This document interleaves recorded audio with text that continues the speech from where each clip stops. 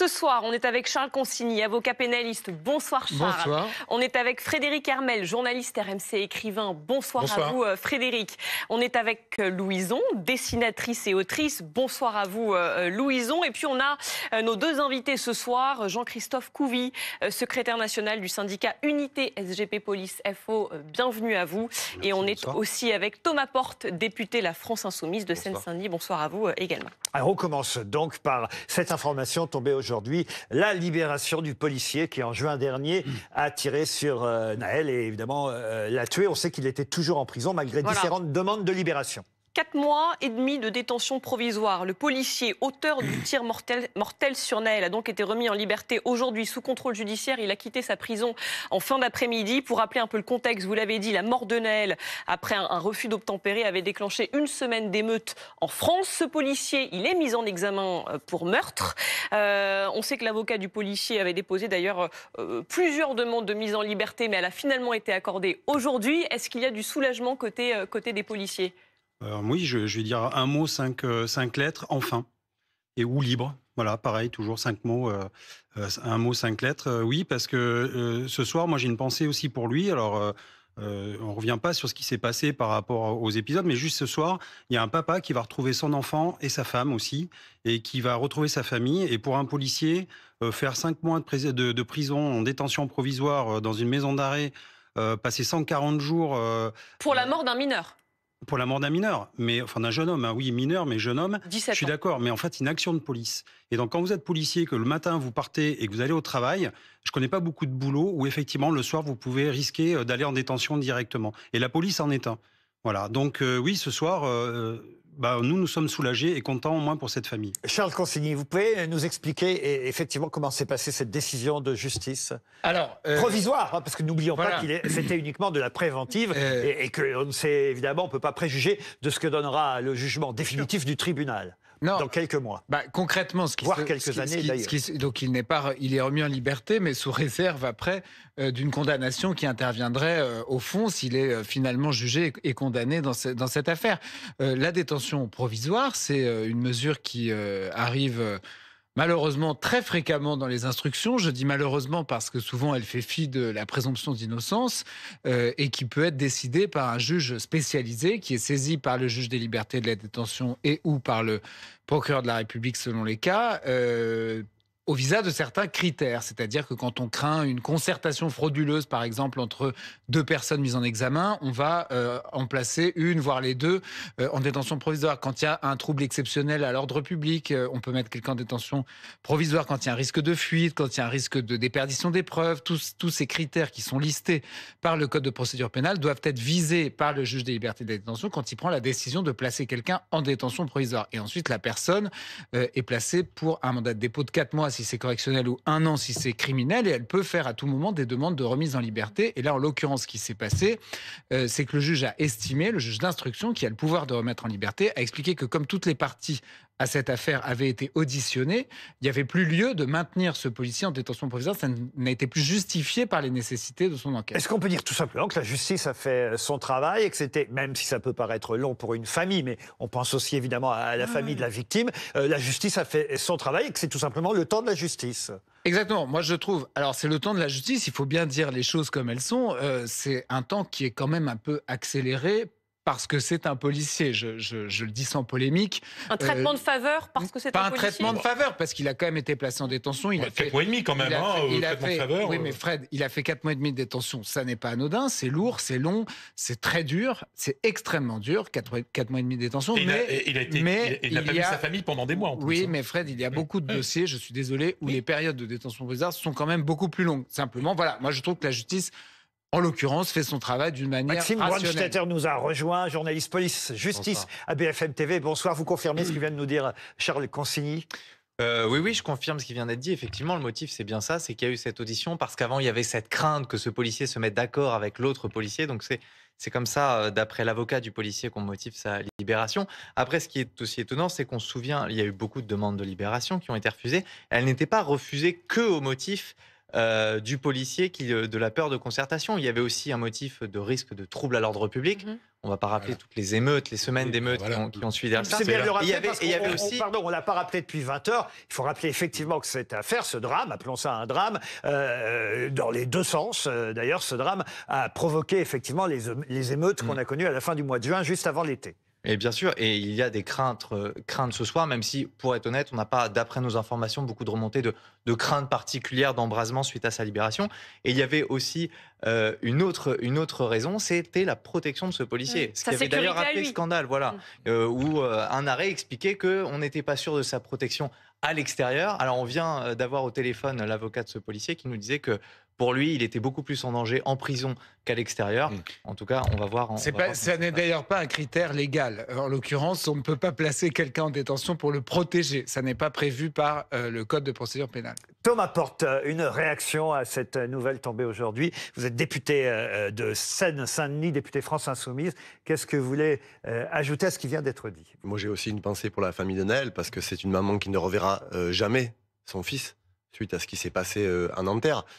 Nous, on n'est pas fans de la détention provisoire. Là, vous avez rappelé qu'elle avait été mise en place notamment sur la question qu'il ne faut pas que des témoins puissent se concerter en amont. C'est efficace, parce que je rappelle quand même que sur une affaire à peu près similaire à Marseille, des policiers avaient été mis en détention provisoire. Finalement, ils avaient dit qu'ils n'avaient pas tiré. Et au final, on a vu qu'ils avaient tiré, ils étaient revenus en arrière. Donc ça, c'est la première chose. Donc, moi, je considère qu'aujourd'hui, la détention provisoire, elle était de nature à ce que la justice se poursuive. Les auditions ont été menées, et elles ont été menées de manière normale, et on verra la décision de justice après. Donc il fallait une détention provisoire au regard de ce qui s'était passé pour éviter que les parties se concertent. Moi, ce que je dénonce, ce n'est pas le fait qu'il y ait une détention provisoire et qu'il soit aujourd'hui sorti de cette détention. C'est que le ministre de l'Intérieur, Gérald Darmanin, ait pris simplement une mesure administrative qui lui permet toujours de toucher son salaire. C'est ça qui s'est passé. Donc on a un policier qui a tiré sur un jeune homme, qui l'a tué à bout portant, et qui continue à toucher son salaire. La justice, elle a fait son travail. Il y a eu une détention provisoire. Il est, présumé aussi innocent, justement, même s'il a été en détention provisoire. Mais je n'ai jamais dit ici que ce policier était coupable. Vous m'avez pas entendu dire ça. Oui, mais alors est-ce que ça justifie qu'on arrête de... Bien sûr, je crois qu'il faut prendre des sanctions. Alors, et après, il peut y avoir des mesures rétroactives, y compris du ministère de l'Intérieur. On n'a pas précisé quand même, donc parce qu'il est placé sous contrôle judiciaire, il doit verser un cautionnement. Il a l'interdiction d'entrer en contact avec les témoins et les parties civiles, de paraître à Nanterre et de détenir une arme. Voilà, c'est les Jean-Christophe, vous voulez répondre, j'imagine. Oui, parce que j'apporte une nuance. En fait, c'est pas Monsieur Darmanin c'est le contrôle judiciaire qui permet aux collègues de rester policiers. Donc c'est la justice qui lui permet de rester policier, mais de pas exercer, effectivement, de porter une arme. Après, il peut faire un métier administratif. Bon, pour l'instant, je pense qu'il va plutôt penser à se changer les idées, parce qu'à mon avis, il doit être au troisième sous-sol. Mais en fait, nous, ce qu'on veut bien expliquer, c'est quand on est policier, on est avant tout des fonctionnaires, c'est-à-dire qu'on sert l'État, on sert les citoyens. Et des justiciables comme les autres. Non, mais et quand on fait, comme les autres. Oui, bien sûr, mais quand on fait, non, pas comme les autres justement, parce que nous on a une arme et le soir on peut aller en détention provisoire. Vous, par exemple, ce soir, vous n'allez pas en détention provisoire le matin quand vous partez au travail. Que je sache. Bien sûr. Nous, moi, j'ai tiré sur personne avec une arme. Ah non, mais bon. Vous ne protégez personne non plus. Il y a des députés qui sont assez bafologues aussi, donc et le soir ils n'ont pas en prison. Moi, ce que je veux dire, monsieur, c'est que en fait, quand le matin on part, on prend un risque aussi. Et ce risque-là, le soir, justement, c'est de ne pas voir nos familles. On a donc un statut bien particulier. Et nous, ce qu'on demande, c'est pas être au-dessus des lois. C'est juste de prendre. Non, c'est pas d'être au-dessus des lois. C'est un statut d'exception. Oui, exactement. Donc, quand on est dans notre mission. Parce qu'on doit justement avoir cette nuance-là de dire que quand on est policier ou gendarme, quand on fait partie des forces de l'ordre, eh bien on n'est pas non plus un citoyen comme les autres parce qu'on a justement ce droit d'utiliser une arme qui est encadré par la loi. Mais en même temps, on ne peut pas être non plus... Donc vous demandez une dérogation à la loi quand vous êtes en mission ? En fait, oui, parce qu'en fait, c'est un métier bien particulier, mais encore une fois, on a des droits et on le comprend. Le policier, le fait d'aller en détention provisoire, alors effectivement, on peut regarder un petit peu sur ce qui a motivé la justice, etc. Mais en fait, nous, quand on est policier, on ne va pas partir au Brésil ni en Argentine. On se met à disposition de la loi. Effectivement, on a fait un acte de police. Et dans quelques années, on verra, c'est la justice qui va décider. Personne n'a dit ça. On a parlé des échanges entre les témoins. Personne n'a parlé de est-ce que vous croyez que les policiers mettent la pression sur les témoins ? C'est surtout le trouble à l'ordre public. Mais bien sûr. C'est la peur de la rue. C'est évident que c'est la peur de la rue et la peur des émeutes qui a... Fred Hermel. Oui, parce que ce policier, il était en prison pendant 4 mois et demi, histoire que que ça retombe après les émeutes. C'est évident que c'est la peur de la rue qui a décidé depuis le début. Depuis le début, il y a une coloration politique. Mais bien sûr. Avant même que le procureur de la République s'exprime, le président de la République déjà l'avait vilipendé. Et avec son salaire de policier. C'est ça qui nous avait rendu en colère à l'époque. Et avec le salaire de policier, je ne sais pas combien il gagne, mais enfin, il n'a pas de quoi, justement, le délit de fuite partir à l'autre bout de la terre. Non. Louise, vous n'avez rien dit encore. Je pense que toute cette histoire, c'est aussi deux temps qui s'opposent. C'est qu'il y a le temps C'est vrai que c'était il y a 5 mois, les émeutes. Moi, j'ai l'impression que c'était il y a 3 semaines. Je pense que c'est un temps qui est très particulier et qui est très différent du temps de la justice, qui est très lent. Et je pense que quand on est 4 mois et demi en détention provisoire, les jours sont très, très longs. Mais je ne crois pas que ça soit la seule raison. L'ordre public, évidemment, qu'il y a eu des émeutes très importantes. Mais il est mis en examen pour meurtre. C'est pas un homicide involontaire, c'est pas un accident, c'est pas il y a eu une grande bagarre et tout d'un coup il y a un coup qui est parti. Là, il faut pas c'est meurtre. Donc c'est un métier à risque, mais il a pris un risque un peu supplémentaire dans cette histoire-là. Donc il faut aussi se dire que 4 mois et demi de préventive, encore une fois, c'est poli. C'est une affaire dans laquelle et autour de laquelle on a vu tous les excès. Il faut bien dire, je ne sais pas si vous serez d'accord avec moi. D'un côté, pardon de le dire, mais comme de l'autre, on a vu, on va dire côté police, en tout cas soutien de la police, cette cagnotte incroyable qui avait été lancée par Jean Messia. On sait effectivement que la compagne du policier, pour l'instant en tout cas, a touché cet argent, plus d'un 1 600 000. Voilà, plus d'1 million d'euros. C'est absolument incroyable qu'on ait fait monter une cagnotte autour quand même de la mort d'un garçon de 17 ans. Moi, ça m'a extrêmement choqué. Ça, c'est un excès de l'autre. De l'autre côté, pardon, je le dis parce que c'est quand même un grand footballeur que j'admire et tout, mais entendre de la bouche de Kylian Mbappé qu'un petit ange était mort, ça aussi, ça m'avait choqué. Je suis toujours très attristé par la disparition, il faut le dire, d'un gamin de 17 ans, qu'il soit délinquant ou pas, d'ailleurs, peu importe. C'est comme ça, la mort d'un gamin de 17 ans, c'est toujours très triste. Mais de là à le qualifier d'un petit ange, c'était aussi excessif. On a eu des excès de tous les côtés à cette période-là. Vous êtes d'accord avec ça, Thomas Porte ? Je crois que c'était un moment d'émotion, et effectivement, dans les moments d'émotion, il peut y avoir des deux côtés des paroles qui parfois dépassent la pensée. Et ce qui s'est passé avec le drame de Naël, parce que vous avez raison de le rappeler, c'est quand même un meurtre. C'est un policier qui a tiré à bout portant sur un jeune homme de 17 ans. Dans le cadre de ses fonctions. Et effectivement, oui, dans le cadre de ses fonctions. Dans le cadre d'une intervention. Oui, mais le geste était difficilement défendable. Est-ce que je peux terminer ? Il était en train de faire son travail de policier. C'est important de souligner quand même Fred, il pense que vous aviez du mal à défendre quand on est dans le cadre de ses fonctions, on peut tirer un peu...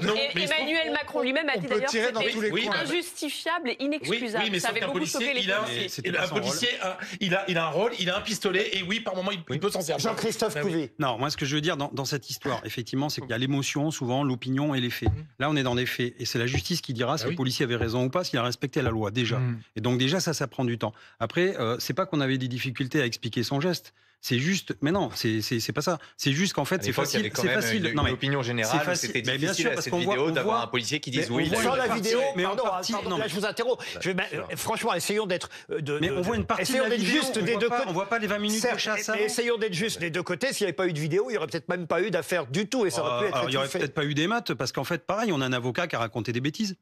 Par exemple, qui a dit que le policier avait menti dans sa déposition. Or, en fait, le policier n'a pas fait de déposition. Il a fait après à l'IGPN. Donc, en fait, c'est un officier qui a fait remonter des éléments. Voilà. Et donc, c'est des éléments de langage interne de la police, mais qui ne sont pas des preuves judiciaires. Précisément, Maxime, pour expliquer cette histoire de mensonge, il y a, dans le fonctionnement de la police, quand il se passe quelque chose, il y a des synthèses qui remontent immédiatement. Et dans ces synthèses, il y avait une version qui est une première version, mais qui fait sur témoignage des personnes qui étaient présentes, dont les policiers. Et cette première version parlait vraiment d'un acte de légitime défense. Je crois que l'un des policiers était clairement mis en danger, mais le policier était devant la voiture et la voiture lui fonçait dessus, ce qui a été mis à mal ensuite par cette vidéo. Oui, mais ça a été monté en épingle médiatiquement aussi par des avocats qui ont fait monter la mayonnaise. Je suis désolé. Je veux terminer mon exposé. Effectivement, il y a de l'émotion, mais je crois qu'on est aussi sur un problème, et ça, c'est la responsable des responsables politiques, c'est qu'il y a la question des refus d'obtempérer. C'est ça qu'il y a derrière la mort de Naël tué par un policier. C'est la question des refus d'obtempérer et de la loi de 2017 qu'on appelle la loi Bernard Cazeneuve, qui a modifié les conditions de tir des policiers dans le cadre des refus d'obtempérer. Depuis que cette loi a été mise en place, je prends mes chiffres, entre 2017 et 2022, il y a eu 967 coups de feu sur des véhicules en mouvement, c'est 161 par an. De 2012 à 2016, c'est 596 coups de feu, 119 en moyenne. Donc on a vu une explosion des tirs après la loi de 2017 et un nombre de décès qui a augmenté. Je rappelle ce que dit cette loi. Il y a deux choses. Il y a peut-être aussi une explosion des refus d'obtempérer. Pardon, il n'y a pas que les. Il faut voir les deux aspects des choses. Je termine sur une chose. C'est pour ça que dans le cadre de la niche parlementaire de la France Insoumise qui va se tenir le 30 novembre prochain, nous avons déposé une proposition de loi pour abroger la loi Bernard Cazeneuve de 2017. Et vous parlez de l'explosion des refus d'obtempérer. Mais on a auditionné un certain nombre de chercheurs sur les refus d'obtempérer. Il y a différentes sortes de refus d'obtempérer. Et quand vous refermez la fenêtre sur les refus d'obtempérer dits dangereux, ils n'ont pas explosé. Il y a beaucoup de refus d'obtempérer qui sont sur des questions où ils n'ont pas d'assurance, des défauts de permis. Donc le nombre de refus d'obtempérer, qui est très dangereux, n'a pas explosé. Le nombre de tirs et le nombre de morts a augmenté. Quand on démarre pour éviter un contrôle de police, on met peut-être en danger la vie d'autrui. Voilà, dans les actions de la route. Je rappelle juste ce que dit cette loi de 2017. La peine de mort, elle a été abolie dans ce pays, on n'est pas pour la rétablir. La peine de mort pour les piétons, par exemple, qui seront écrasés par des voitures conduites par des gens qui refusent d'obtempérer. Oui. C'est pas la peine de mort, c'est la légitime défense. C'est pas pareil. Sur l'affaire de Naël, il n'y a aucune légitime défense, c'est la mise à mort d'un jeune homme de 17 ans. Vous êtes un vrai politique, c'est-à-dire que vous voulez entraîner les gens sur le refus d'obtempérer. Je prends les chiffres du ministère de l'Intérieur. Alors que nous, c'est la légitime défense. C'est-à-dire qu'effectivement, ça part au début sur un refus d'obtempérer, mais à la fin, nous, on défend notre peau. On défend notre peau parce qu'on peut y passer tous les jours. Et quand il y a un individu qui prend une voiture qui fait plus d'une tonne et qui nous fonce dedans, regardez à Nantes, le collègue, il a pris. Mais là, c'est pas le cas de Naël. Dans ce cas-là, vous pensiez qu'il était en légitime défense? Il était sur le côté non, mais c'est pas à moi de le dire. Et c'est là toute l'ambiguïté. C'est pas à moi de le dire. C'est à la justice de se prononcer. Un des éléments les plus importants, c'est en effet la question de savoir si ce policier était mis en danger par l'accélération du jeune Naël. Est-ce que, appuyant sur l'accélérateur de sa voiture, il était en train de mettre en danger le policier? Pour l'instant, sous réserve de ce qui sera jugé finalement, pour l'instant, de ce qu'on voit dans la vidéo, on n'a pas l'impression qu'il était particulièrement directement lui-même en danger. L'une de ces versions, alors je sais, il a été réentendu par les juges, donc on ignore s'il a changé de version, mais l'une des versions qu'il avait données notamment pour expliquer, c'est que lui ne se sentait pas forcément en danger, mais qu'il a eu peur pour son collègue, notamment du placement de la voiture, qui était en fait positionné à côté d'un mur, son collègue sur le côté de la vitre, et lui allongé sur le capot, mais pas sur le capot, et qu'il a eu peur pour son collègue, et que pour ça, il a décidé de tirer. Ça peut être un axe de défense. À voir. Et puis, il faut prendre en compte les 20 minutes avant, où il y a des piétons qui ont fait tuer, renverser. Donc, c'est une voiture folle. Et donc, on se dit, mais qui conduit ça? Est-ce que c'est pas un fou? Est-ce qu'il faut arrêter un véhicule?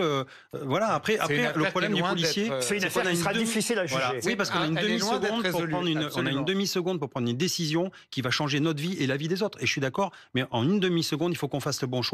Et nous, on n'est pas des machines, on n'est pas des intelligences artificielles, nous sommes des humains. Ouais. Voilà. Mais d'autant que, est-ce que vous êtes d'accord que cette loi de 2017, pour reprendre ce que disait Thomas Porte, elle n'est pas un peu floue? C'est ce qui pose aussi problème. Quand voilà ce qu'elle dit, cette loi, les policiers peuvent faire usage de leurs armes en cas d'absolue nécessité et de manière strictement proportionnée.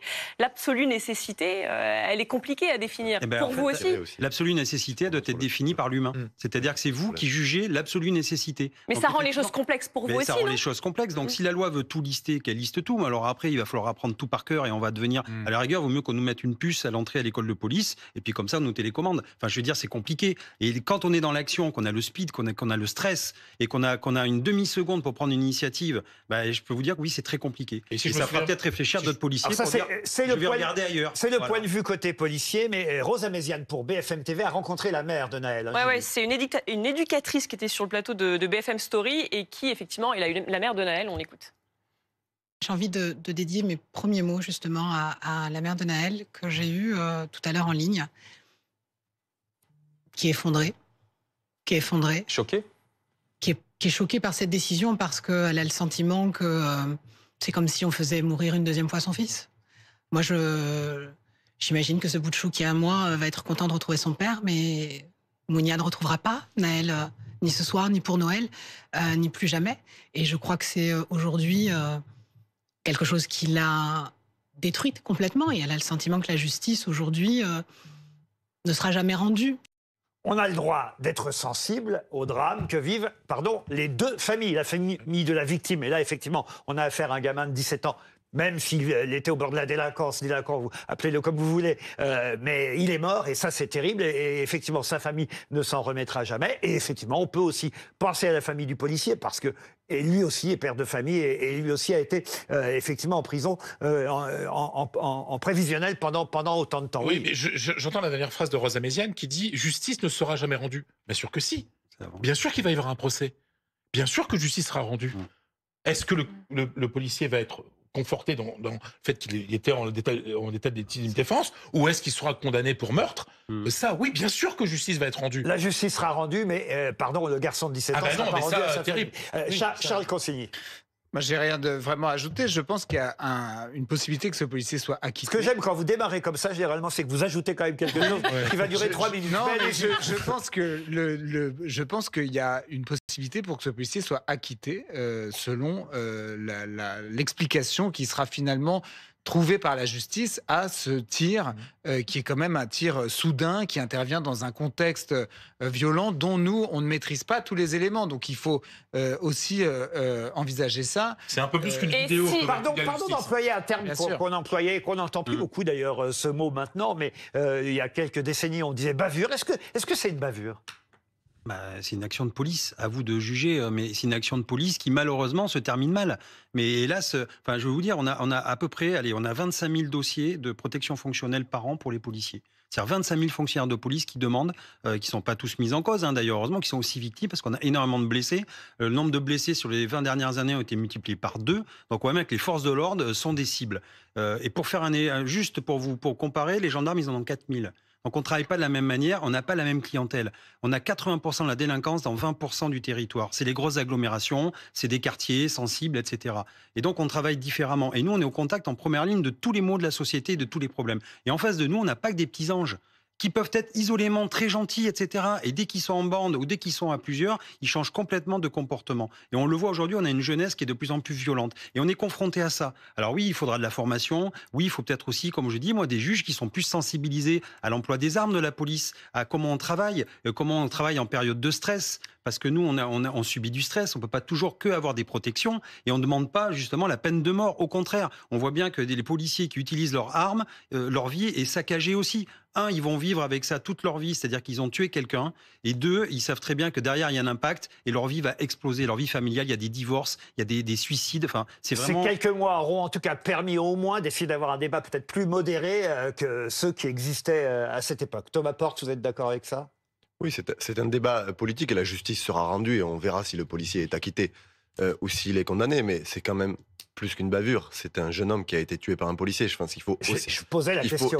Il faut mesurer ça. Et vous avez évoqué la loi de 2017 et vous avez parlé d'une riposte et d'une proportion et d'une urgence absolue. Mais ce qui pose problème dans la loi de 2017, c'est qu'il y a un tiret qui a été ajouté où les policiers doivent se prononcer sur la potentialité que l'individu soit dangereux dans le futur. Donc leur demande d'anticiper une situation future.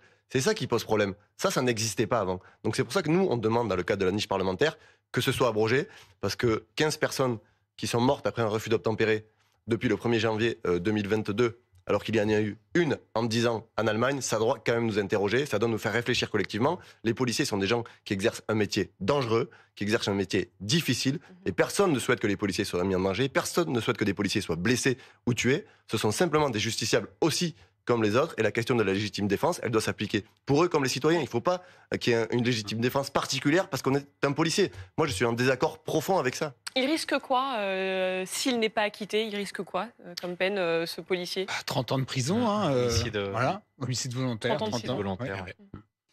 Rien à ajouter, Louison, sur ce sujet? Non, mais je pense qu'on a dit tout à l'heure, mais l'importance des vidéos on a vu aussi dans le cas de ce jeune homme à Marseille qui a été quand même roué de coups et qui s'est retrouvé avec un crâne à moitié enfoncé.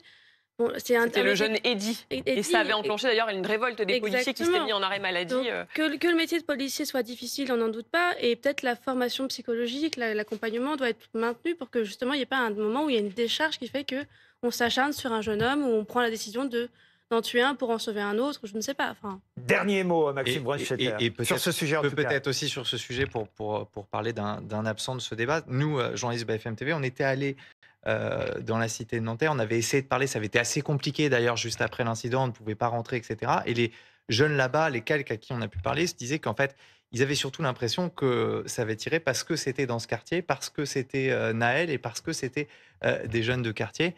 Et dans quelle mesure il ne faut pas aussi faire une réflexion dans le sens où est-ce qu'il n'y a pas plus de risques? Est-ce que les policiers n'agissent pas différemment dans ces situations-là qu'ils agisseraient dans une autre situation? Vous avez 20 secondes. 20 secondes. Alors, un audit de l'IGA, c'est l'Inspection générale de l'administration et l'Inspection générale de la justice suite aux émeutes. 92% des personnes interpellées ne connaissaient pas Nahel et il n'y avait aucun rapport sur les émeutes avec Nahel. Ça n'empêche pas que ce sentiment a existé et que à Nanterre, ça a brûlé oui, pour ça. Mais 8% ont dit que c'était à cause de Nahel et qu'ils se vengeaient. Les autres, c'était de l'opportunisme pour aller piller. Et je suis désolé, c'est le consumérisme, on en est là. On reparlera de toute façon aussi de l'ambiance dans les banlieues avec un autre sujet après le Trombinoscope.